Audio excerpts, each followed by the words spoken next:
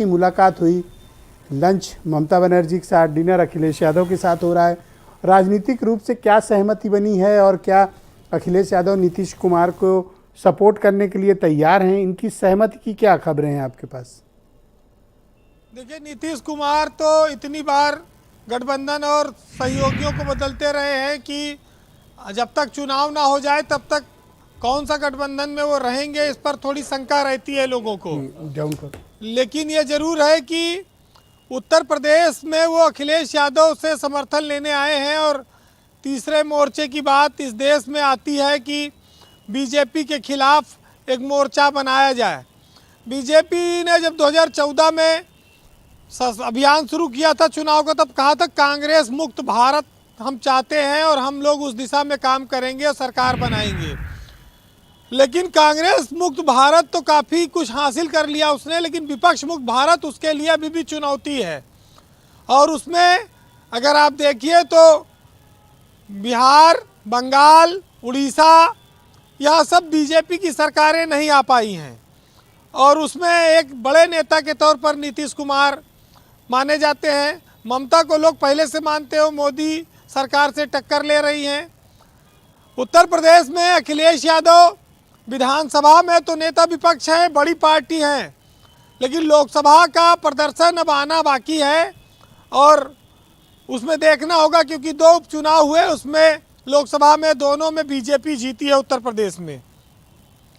तो ये जो पंजाब है, दिल्ली है, उड़ीसा है, बंगाल है, बिहार है, यहाँ सबके नेताओं को तेलंगाना से लेके और तमिलनाडु तक जो एक चर्चा चल रही है, इस पर अभी थोड़ा वक्त लगेगा, इंतज़ार करना पड़ेगा।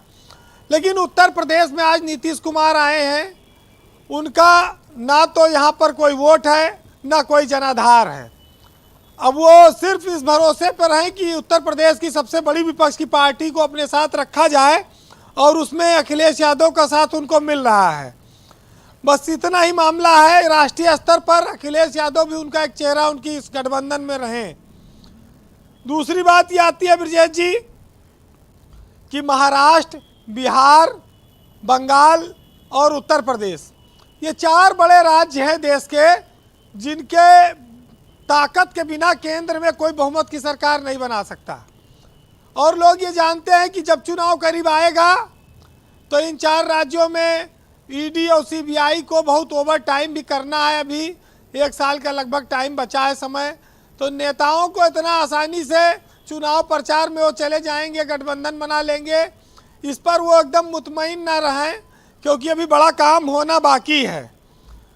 कांग्रेस की बात आती है, ना तो वो बीजेपी से लड़ पा रही है और ना ही अपने सहयोगियों को जो क्षेत्रीय पार्टियां हैं उनको साथ लेकर चल पा रही है। ये कांग्रेस की कौन सी नीति है जो गांव में बैठा आम आदमी समझता है, लेकिन कांग्रेस का शीर्ष नेतृत्व नहीं समझता कि जब उत्तर प्रदेश में तुम्हारे पास कुछ बचा नहीं है, तुम 25 सीट गठबंधन में लोकसभा में मांगोगे तो कौन आपके साथ गठबंधन करेगा। ऐसे आपकी बिहार में, बंगाल में, हर जगह कांग्रेस की स्थिति खराब है, लेकिन वो अपने को राष्ट्रीय पार्टी के नीचे पैर रखना नहीं चाहते और बीजेपी से लड़ने का वो दम भरते हैं। चाहे जितनी दुर्दशा हो जाए, लेकिन छोटा कहलाने को वो तैयार नहीं है। और इसका फायदा सीधा सीधा बीजेपी को है इस देश में। ये जो गठबंधन की बात आती कई बार हर चुनाव में, इसके पीछे लोग लॉजिक देते खाली मुसलमान वोट एक तरफा एकजुट किए रहो, इसके लिए सारी कोशिश है। और जब जब मुसलमान एक तरफ होगा तब तब बीजेपी को हिंदुओं को एकजुट करने में बड़ा आसानी होती है और वो उसका पूरा फायदा भी लेती है। तो ये चुनाव ध्रुवीकरण का भी चुनाव होगा और कांग्रेस क्या नंबर 2 पे प्ले करेगी या नंबर 3 पर लोकसभा में, ये अभी बहुत कुछ जानकारी इसका आना बाकी है। और उसमें अभी योगदान राष्ट्रीय स्तर पर आम आदमी पार्टी भी एक बन गई है, उसका भी क्या होगा ये देखना होगा। ब्रजेश जी, एक कहावत है छोटी सी, अगर आप कहें तो सुना दूं। अरे प्लीज। कि एक बुजुर्ग थे बहुत ज़्यादा, तो एक बार वो अस्पताल में भर्ती हो गए तो उन्होंने डॉक्टर से कहा कि डॉक्टर साहब, हम जितना दिन यहाँ भर्ती रही तो हमारी देखभाल के लिए जो नर्स लगाना वो खूब सुंदर हो, वही नर्स लगाना। तो डॉक्टर साहब बोले, अरे दादा आप इस उम्र में हो और ऐसी बातें कर रहे हो। तो बुजुर्ग ने कहा, डॉक्टर साहब आप गलत समझ रहे हो, इसके पीछे उद्देश्य खाली इतना है कि मेरे 2 लड़के हैं, अगर नर्स सुंदर होगी तो ये सुबह शाम इसी बहाने मुझे देखने आया करेंगे, इनको हमसे ज़्यादा रुचि नहीं है। तो नीतीश कुमार क्या 2 लड़के तैयार कर रहे हैं कि किसी बहाने हमको देखभाल मिलती रहे। कुछ इस तरह की स्थिति तो क्या चुनाव में नहीं बनने वाली है। बहुत सारी चीज़ें हैं, देखना होगा जी। कहते हैं कि सियासत हो या मोहब्बत, जीतता वही है जो फरेबी हो। तो जिसको जितना फरेब और जितना तरीका आएगा वही आगे कामयाब होगा। एक साहित्यकार है मुनव्वर राना, उन्होंने लिखा है कि सियासत के बड़े रंग होते हैं और उसके रंग पे मीठे बोल पे मत जाना, बड़े नेता स्वरूप चरित्र और चाल बदलते रहते हैं।